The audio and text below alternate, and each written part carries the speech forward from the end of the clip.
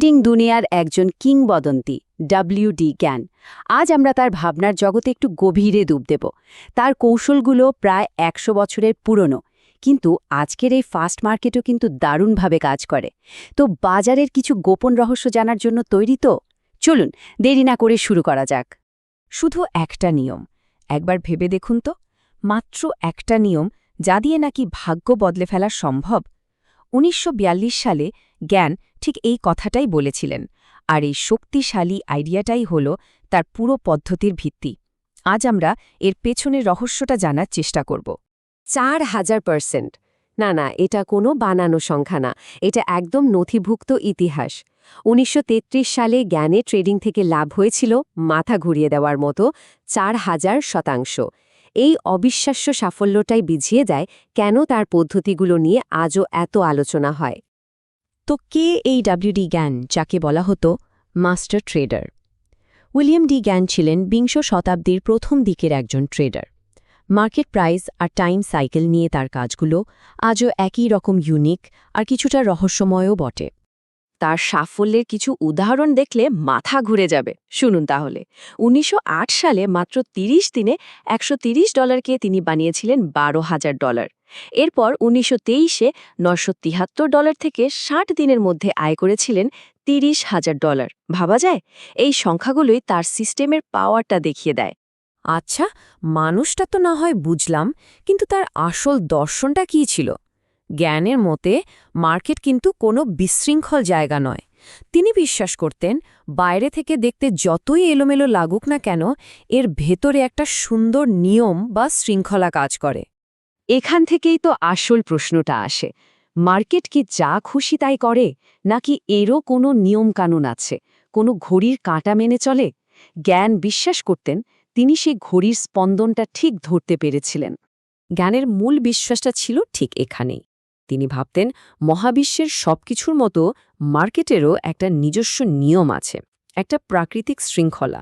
ঠিক যেমন আমরা জানি শীতের পর বসন্ত আসবেই, অনেকটা সেরকমই। তার মতে বাজারের গতিবিধিও আগে থেকে অনুমান করা সম্ভব। তো এই ছন্দটা জ্ঞান মাপতেন কি করে? খুব সহজ উত্তর, সময়কে ভেঙে ভেঙে। তিনি পুরো বছরটাকে দেখতেন, প্রথমে অর্ধেক, তারপর ৪ ভাগ, এমনকি ৮ ভাগেও ভাগ করতেন। তার বিশ্বাস ছিল এই নির্দিষ্ট সময়গুলোতে মার্কেটের ট্রেন্ডে বড়সড় পরিবর্তন আসার সম্ভাবনা থাকে, যেন মার্কেটের নিজের একটা আলাদা ক্যালেন্ডার আছে।